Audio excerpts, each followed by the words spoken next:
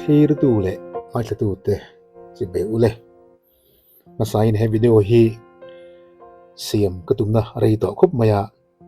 hei katum chungin kum liam ta ma ro chu siam nge hi kadu ve boxia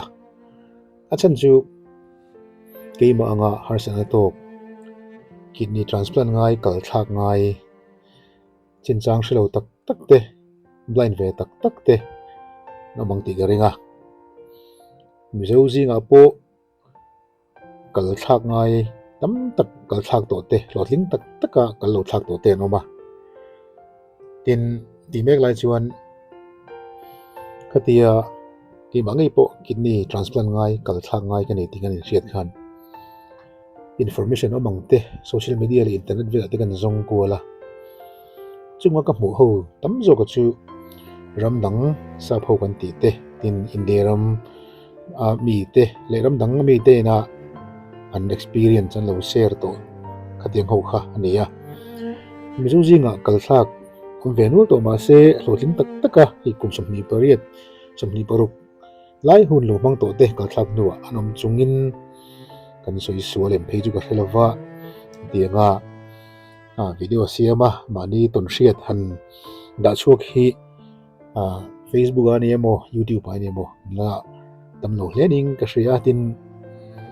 e video siam hi ka du rualin ki mang boka kal thak ve to chen te hovin siam ngei turin mian nora mian fui phule ti jok tiang chung te wang chuanin kan siam ve roi mai ania alo ngai thatu te tan hlok na motal apeng ngai ka be saya ti beng lai chuanin studio emo room big nei emo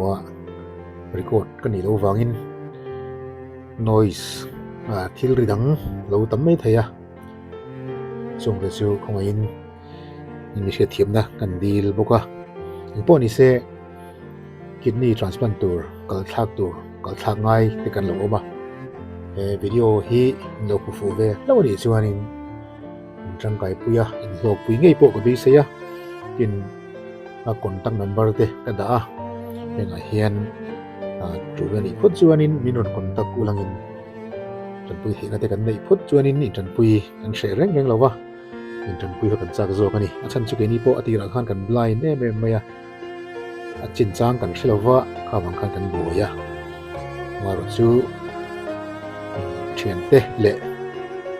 chung te zara pathian hruina in ti hian kan thak fel ve the nia chu bang chuanin hediang information hi lo om ve hrim se thain ka hria pathian khoina zara le chung te zara in ko ho te min tong trai san na te po ania chunga chuan te hian to tling takin ngalin thak ve the nia chunga chuanin mamo tu te ni point he ki video hi in lo log puya in mamo information nge motal ka pek ngei chu ka be sei tlat ani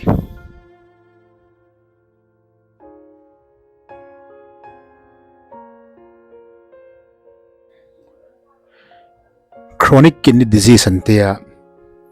hetinga kal thak ngai to chin hi ti mai anga toy zongin medical lam mi ti kan ni lo boka mani experience soi tur kan ni boka deng hi anami alawa na an soi tur eng ma kha aum lawa fiang thuing an soi china kala lungte om ho hi chu kan ot ngoi zong mai kan di china achan chu anni chu an kala lungte om awang khan anna anat awang khanin diklo om tian ria khan ani entira an zaidam maya tamzok chu amaro chu keni yang kidney thak ngai khopa kal thalo hi chu engma na kha om si lova kan riat chu kha chuanin atlai der to keni po kan riat chu kha chuanin doctor khanin kal thak ngai ti kha min sil ngal der maya asil hai thak ang reng khop maya maro chu thil ton khani meu si ya sil hai thak view ma se kal thak tu ra kain bo sai kha angai chu ani maya tam takin kal thang tu ra ta na sen so an soi ti la chu sen so kha atam don ko phian kan ria nuai som thum in ri ngai ten tia thanin nuai som ni ten tia asoi war phega chuanin nuai som nga ten tia kadi ngani khan chuanin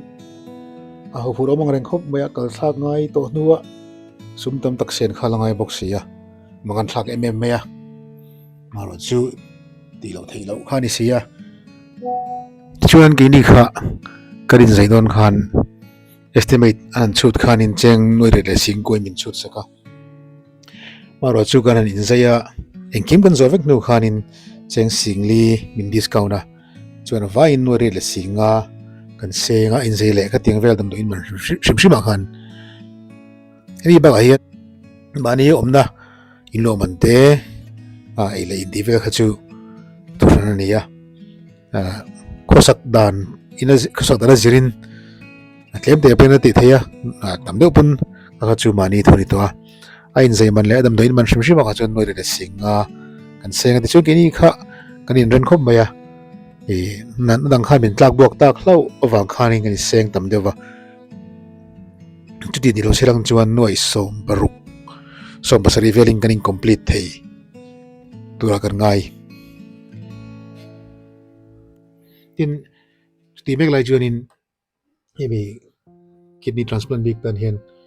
prime minister relief fund khala wama chu dil theya sarkar na toklo dan khan kini po kan dila cheng noi thum kan muwa tin chumi ba ga chuan in Dr. Ambedkar ra puala fund ti di meyang fund kha ve chu tur ma khan an lo deal tel thina maro chu tu nuwa ulai Tagore hospital tangkhon an lo claim ngai ta chi lawa tur ma lam chuan lo claim thin yom taka ne chumi a chuan in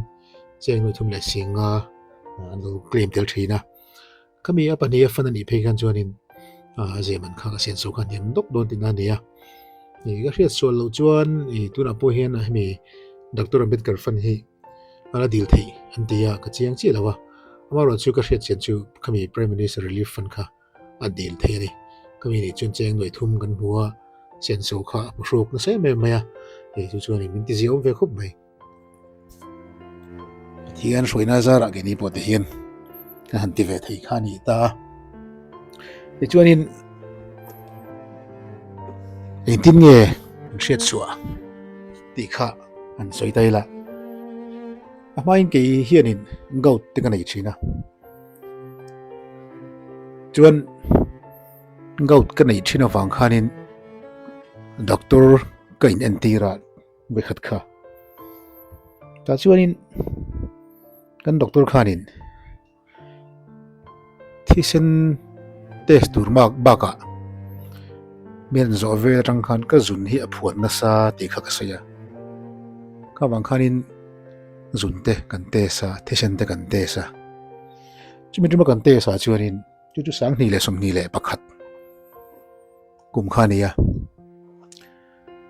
ka zuna chuanin protein kha alo lik ve a tin ka creatinine po kha doctor soidan takin i kalpo khoi ve dewani hi tia 1 point something vel khani garia maro chu ti lai khanin an doctor po khanin chu ti vakin mi kha asil thui lova i kali khoi ve dewani hi ti mai wang khan an nga that lo zuina emem po kan nei chong lova ti chuanin gout mola ko da chu kan boi puya gout ba khanin arthritis te kan nei zuya kena ru karna di kha nei chho char maya tin na chho te ka ina se mem maya maro chu kum sang ni som ni pathum July thla khan Bangalore an zukzina ta chuanin July thla ta chuanin ka ke hi avunga ron vung vak maya ni nga vunga ai lo kha in gout te ron chuak le a khuwa ron sik box ya khual khuwa chuan boi thak reng khop maya ti chuan kan ho chowa ke chuan in thil pa ngai tura khan ka ngai de maya maro chu ti kan nu hianin i tes ve shim shim anga tia kể thấy chân rụt bao cái tiếng là wa rồi tổng khăn cái thà lâu cái này cái đình xét lâu vàng khăn nên lệ anh mà na không xí là wa khó xịt chú thì sen về phẫu khăn này à gạo lạ cái nó chuyện lạ khác thì ba ngày khăn này to cái mà chuan nó sau nó cần ai rẻ mấy chuyện khăn này à mà xem mình nổi lùi tất bốc xí à cái hàng test ta chung cái test chuan in các creatinine khá pariat lai bị khá lâu nè lâu sang không mày à ta chuan in cái ring là lab đằng à cần test tiêu lệ à chúng mình result là bao chuan 7 lâu nè à niệm chuang vắc lâu khóc mày à cái chuan in doctor cần vào role là doctorin anh em ạ kami các creatinine lâu sang lệ kami cái thí test result vel anh em khanin anh ấy frang boka ikal hit ha ka ngai ati top mai khani ya ke chuan sil hai view mai la kal tha ngai chuan ni ve ta reng mai a mak ang reng khom mai a ma khan e har san em soi tur ka nei lo view khan ka sia amaro chu chu mi a chuanin dam doi min chawa ni thakhat nuwa kan check le donia atia ke chuan dam doi te kan aya maro chu kar khat poliam ma khanin lu hai ka nei thana e ke mai ka chau tat maya ke chuan khosik te kan nei zui le maro chu khang ka khosik tak ka chu kan jin na tang khanin ani garinga typhoid ka lo ka ya khang than ka khoti sikha lo nia ke chuan khosik nen tin thil dang khan min tlak bok si wang khanin dam doin lama ani an kola ta chuanin ka creatinine kha aniam thei si lova tin ka zuna khanin thisen atam to antiboxia dialysis ti ve phot mai ngai ni ti doctorin te chuan dialysis su kan anti ve ta khania ti chuan dialysis chu kar khata voin ni anti phota dialysis khovel kha a shom veng reng khom maya mi thang ka chuanin an ala vieva maro chu ke chu khosik nen in pneumonia ka lokai boka ma khan khang vela bang ka chau pha viu maya dialysis ti lai han khoden sigare china mangan thla khom maya ela hen thil than soi bel ngal du gan ne chu dialysis lai hianin elai aizola khanin kan doctor tele tin kan dietitian te khanin ei tur kha min hlu da kha phailum den khana inang lo khop maya sa shim kha ei lo duran ti top maya ar sa hi ei ve chak point thakata om ti sang kha te ei ve do ne min ti de leka ti khanin taksa chak lo nen choi tui lo nen khanin an tram tlak bai ti fa ram den khan chun choi tui kha har khop maya ni amaro chu makang reng khom maya thiam po hi an thiam dan hi ainang lova phaila makan suklak nu khachuanin dialysis kan ti lai hian ei tur order theya ar tui te kan order a changle ar sa te idli te ti khanin kan ei china taksa khan loma mo zo khalo ne ya hemi chung changi chana kin lama kana soi zawanga dialysis ti hianin ati ra hianin shir vengai pi mo veda mai chu chi thum oma chung chu keteran tia chu ngonga hian central line an zu vu a pipe kha khami tang khanin dialysis kha ti china maro chu keter hi chu radio man theilawa rebel thathum te man thei ani ome ti khan thak le zel ngai china tin chu ai radio man thei chu market tia market ti maya chu oma hianin vu ki po ka tia market kha oma hianan vu atang chuanin central line veina an va connecta chu man chunga redewa atlo ka keterai khan chuanin in alang le chu fistula antia fistula hi bana hian vein kami dialysis tin tur khanin siam chopa chu permanent dewa hi kal thak don chuanin share vetana tha chu kan thak mai don ni chuanin keter hi apoi mi lova entinan khunga te po kan omlai khanin dialysis ti wang ngai lo te po khanum ve khang kho kha anin zaidon maya anin thak don maya khanin dialysis ka ti ngei ya khang kho keter hian vo saka ve ni voi thum de ti ve a ti chuanin chumi ba ka chuanin pam ket khachu ka sen khanin aman rei theya thak don chuanin keter mo pam ket mo hi man tur ti kha kan advice ve duwa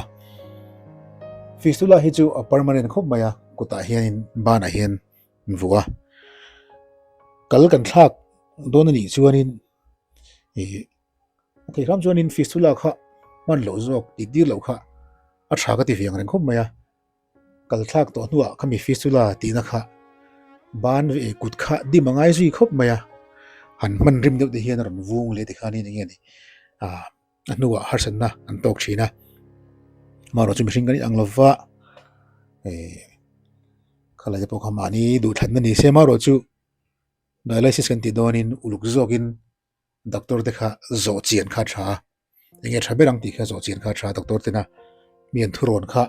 poi mo maro chu mi apo chuanin doctor mai ba ka kal lo thak to midang te po zo zau kha tha ka ti ya ni chu lai chuanin enge thaberang ti kha manin thulu na siam kha chu a fin thak berin rinom indira ma hianin damdoin sang kidney transplant ti thei hi anoma velor CMC velor te khu lar nia tun ma tangin mizo te potam takan zukal juk lotling emema chu banga chan Hyderabad ate Delhi lama te an thlaka maro chu mundang kha chu ka ton shet lo wangin ron soi vak don lova ka ton shet ber kan transplant da damdoin RN Tagore Kolkata neya tha ka ti khop maya damdoin chu yangin private hospital te angin changkang lem lum lo ma se damdoin chung po an film khura thiang hlim ve engani du khop lo tam takom ma se thavi win ka shria mi zo tan phei chuan tai vaya panal sam em maya amaro chu kal kan thak don ni chuan mi dang han ron zau te po kha afin thlak le in rin oma Kolkata khuanin tuna po hian atam ber chu mizo zinga chuanin kalkat vek khu ni deuh to tun lai chuan apui khop maya khu dam doin khu international ania Africa ramatang te tin Bangladesh Nepal Bhutan ti vel hemi ki mani North East le India ram chung banga hian man kho mania an kho inema experience mon nei thain ka sia tin mi an kolna po anu luk via wa han soi sel em tur ka sel lem lova a tha thokar viam ka sia ngani lu sam thlip thlipin thil engma pheiju om vek kher lo nga maro chu inian han ton tan chuan tha tok viam ka sia tin soi tong khan nai vaya pante ol sama sen so thu apo kulaya in lu tur lo ma mizo le mizo in boi pui the vekin kan ma anuam viawa kudam loina khuanin mizo thok te pon ma nurse te samon thak viawa tin kumidam doin pan kan tumani chuanin mizo la vel tak mai min lo ran pui thei tu te khana ma chung chung nakina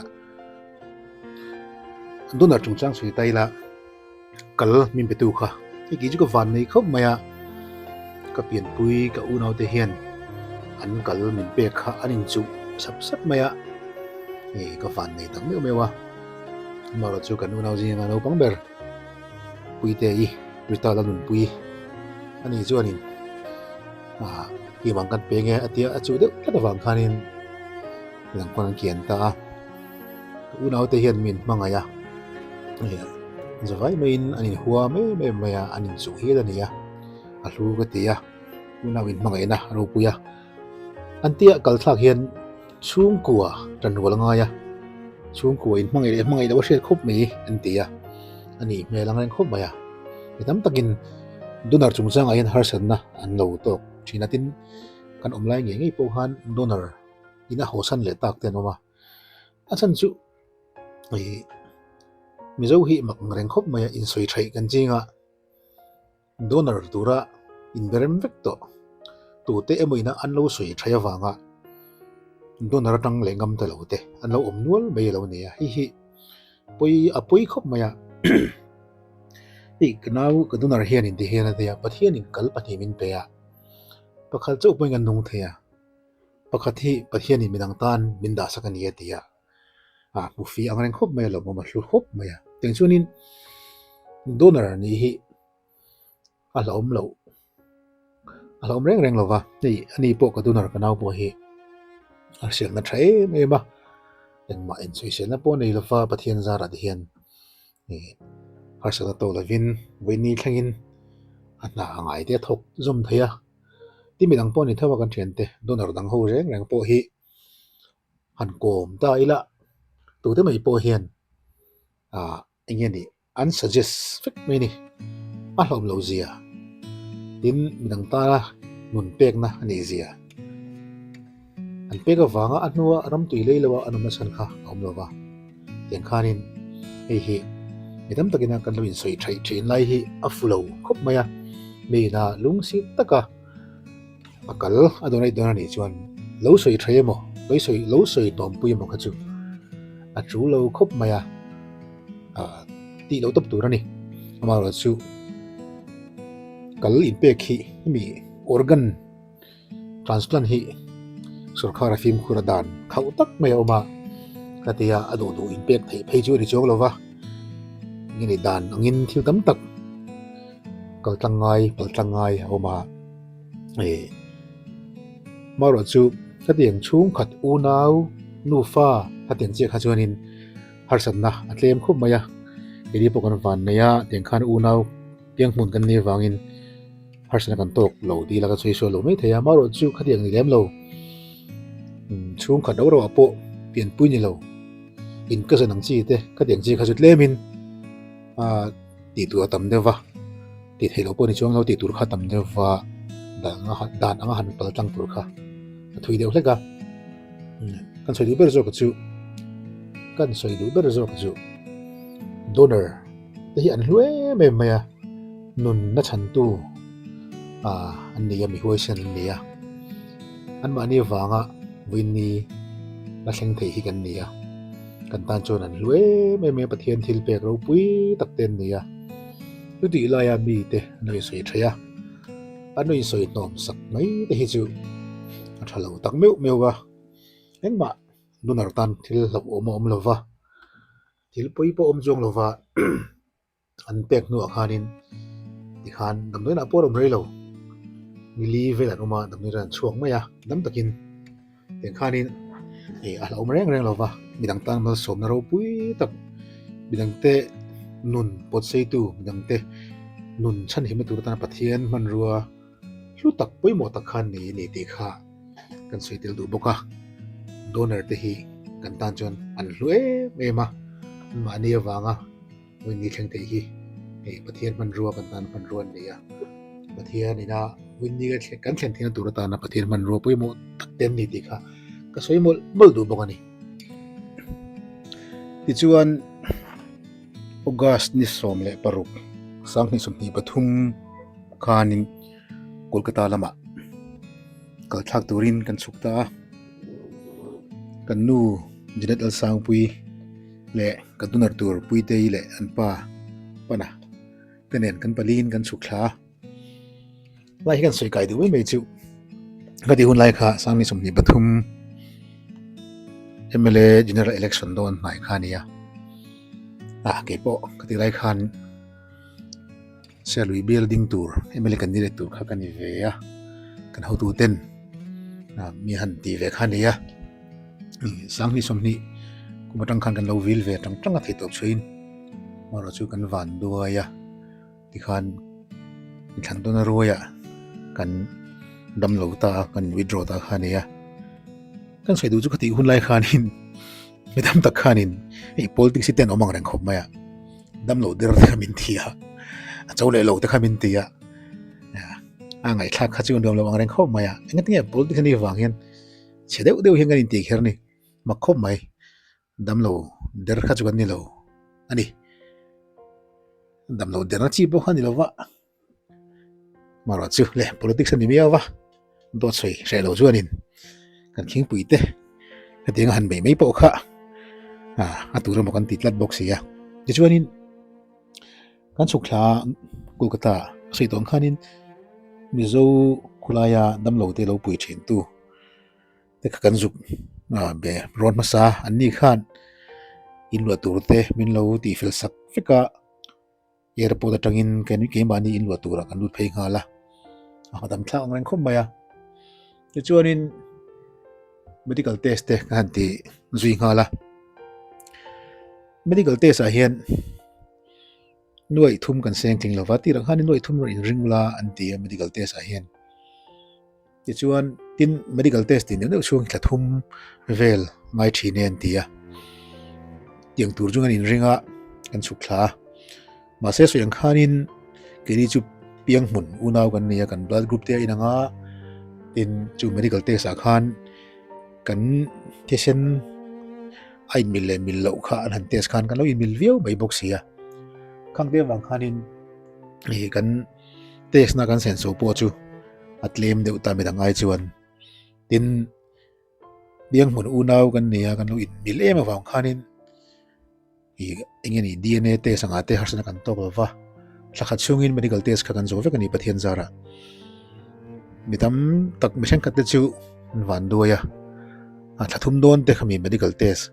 ti ngai khan oma kha khan sumati heka in lu aman eile in lo ngai ve boxia amaro chu min ren dan chuanin in ren thei viawa tin chuan ke ni po kha medical test kan noi thum kan seng ting lova nuai ni level ning ka sia ka sei fak thei de lova amaro chu iron tagora khwanin sangni somni pali january ni khata tang khanin an red an up dewa main doctor on man cheng sang khat zanga ni lo cheng sang khat ni thin kha cheng sang khat zanga an ti chawa ti chuan nang ne upo ma ai na to ret thunga chu medical test te kan tia medical test kan ti ba ka chuanin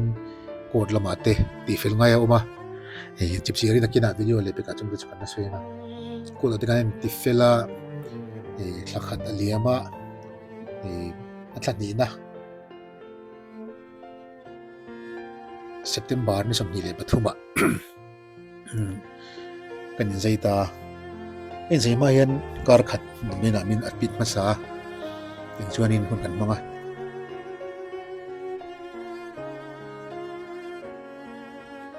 kan zema yan atilum ko soitong khanin dialysis kha kan ti thina kar khat avui ni kan tia dam loi lian na chu an lo thiam kan tian nge niang facilities por sha chu tong khanin dialysis kan ti lai hian sa arsa te kha chu kan ei theya jor ma jana arsa ei bo kha athala ven tia kan zon thlap kha neya ta chuanin an soi mangin kan taksa kha a chaw raw em kha wang khanin chu tha kan ba mo na kha lo sang em kha lo nia kan kalber kha che to thlak tur kha ni to tho wangin ka tiang sa han yang chi de kha chu lo poi tu lo ni om ta kan ya ini po teng chuanin dialysis kan ti don jingda ruka le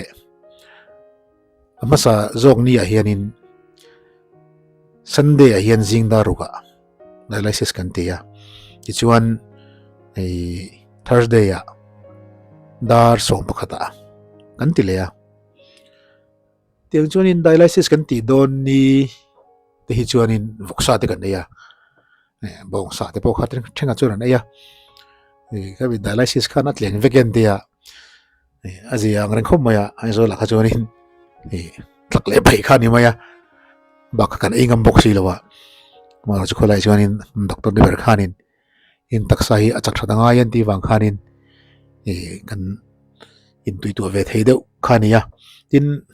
sanga te lo thar tha khung lai chuanin pe lo ka khan bazar oma ta khan sanga thar lam tak te ai theya tin dialysis kan ti don hian kan nu hianin hemi local r kan tiang chi hi asup te min siam sak thina kha khan min pui khop maya tin ni dol ang chi thlai den hian ni ti khanin soup siam thina kan no hian zingda ruk a dialysis tur kan nei point zinga dali ate thova tengkhanin arsa soup khamin siam sak thina chu min pui khop mai ka taksa ingani han chalu tuk tu te pokha kan no hi ain katana in pezo khop maya chobe siam lama te po tikhana theng tok ya tanga soup te tikhan ingani arsa kai thei tu rang chi kha ala khom min siam sak thina chu min pui na sang reng khop maya te chuanin dam doina kan lu ta watui mai dialysis kan ti lai khan ka soi tong khanin zingda ruga le dar som pakata dialysis kan te ya ta chuanin eitur dina zingkar kan ni wang han breakfast min pe ya breakfast a hian ingani omelette te tin artui pum chum te arsa hei ingani sandwich chicken sandwich te kadiang khanin order theya kan ei du jong kan order maya tin dar som pakata ni point lunch tur kha kan order le maya tikhanin menu khan ne ya darkar li chung dialysis ti thing ani ya kan mungar maya kan taksa kan thisen kha kol mangin anti an thua fai ni ber maya darkar li chungin kami chung khanin thil te kan eya tin ngeni music te kan ngai thla sermon te kan ngai thla adam damin kan mua tin dialysis in a room kha an uluk khop maya min vil tha nurse te technician te baka doctor duty khan renga dialysis room khan chuan chu mai baka chuanin dialysis ti laya ngeni che boy an omti thli thlai tu pani hi an renga ti khan an dinga an hoi ko renga chu dialysis kan ti velai po khanin mithen khat chu han boy te khan oma khong deuh te tinga kan tiang ka tiang chi ni kho shelo han om te khan oma ka tiang boy an mu ve le khanin rang tiang berin ka tia lo vil char tu ni wang khanin an mu thuaya an boy som wat thina ini tle ma harsan han to poina thlabon thlak ang reng khomaya an zeia na chang an ria mang chang an ria an doctor te po an thiam khomai dialysis kan ti hian kan ti do na min buk thina kan in buk vek zela ta kan in buk atang khan dialysis an ti na khan kan taksa tui ril an pai tur zat kha an chu thina ka kezi atana min target kha sumruk le pariat nia tichuan dialysis kan ti le don khan kan in buk ta kami kezi sumruk le pariat apel na zong kha an pai te thina maro chu tum ni lai mai kha ni ka blackout ta ni ko shilawin ka uma dialysis kan ti lai ni wing ti so vek to nu khan chu shau mang ran khomaya masabera phajuanin ka blackout masabera phajuanin kami miching akaral rei hinga shemaya shau mang ran khomaya ni na tum ni na phajuanin dialysis ti lai hanga trafeka kan zowa kan thau ha chola long wang hu hanin kan chuaka kan nu mi lo ka pona elevator kan suk thla kha ka blackout ta ni ko ka khlowa ani mang ang khop maya ini banga minor beda ka chudon box ya kan pui tu khaminang aw fata non tlana security guard te khani wheelchair on kenga ka harle join casualty ak lo muwa teng jonin voi level ka blackout ani ni ko shilawin ka oma ta jonin ka de ka blackout chan kha doctor khanin ron thachok ta ka dry weight turan ti kha atiam lu tuka so wan jonin ka dry weight kha keza tur ka somsari am ti san sakta kami ni jonin somsari ka pel na jong kha pai tur ni ta somsari pakhatte sari thumde ka ni man thina chanju kan zung ngai to lo zon tur khom to lo wa tui kan in tam lo na thing pui ai ni te kan ina thing nge chome tui ril te kan lo ina wang khan tak sa chunga tui ril khalut ve shim shiwa tui kha ain borbor thailo ma fe khan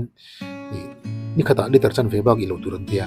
kama han zun hi am lo shim shima kan zung to lo shim shima ugas tha chover dang khan ma se kan vung thung ta zun miu lo wang khan kan vunga te khan mar zu dialysis wang khan min pai sak china ye chuanin คดีกันไรเวชมเสรียนติชาวตาขจวนินอันไปเกมตาขจวนกระเสียตะคบมายาให้ไล่หิมีทั้งปุ่นเชียดเวตาทางกันคบมายาคดีกันไดไลซิสติว่างกันบัวยากันลูเล็กเอานี่เขาสิโลแต่กันออกมาดีจวนินกันไรเวตูรามินตีค่ะแล้วเนี่ยมาปนิเวทเทคอะไรค่ะหาสนักกันโตกันอีจนด็อกเตอร์แต่ศิลวัตค่ะนี่ฟินทากนี่ริโนวะเดี๋ยวช่วงนี้พวกกันไรเวชมเสรียมินตีดูขจวนกับบัวเตลวะหาสนักโตมีเลวินก็อินใจแข็งขันในไลซิสกันตีไทยตาขานี่ช่วยกันขันนินมีกัลทักฮีน้ำไม่เหลวเข้ามายามินโดนร์มินเองมินไปตูเตอันรัวไม่มายาทินกันช่วงเตียนรัวช่วงกวดรันรัวง่ายช่วงกวดรันรัวเราชวนนินมังกันทักตัวเองกระสุนตุกะอินจะปะเทียนซาระกันวันนี้ไม่มาช่วงเดียวมินมังายาก็อินใจโดนนี้พอยนายจะริงกับช่วงเท้ากับปะเตียสวยเตทินยังกันกันอุณาวเท้าวันรุ่นสุขลาทินให้บางอาเฮียนินกันนูจอยเหลียดิอากับพิจันกันนูเฮียนมินอมปุยจุดบอกว่าขวดขัวรำลาช่วงขวดกอลสันิน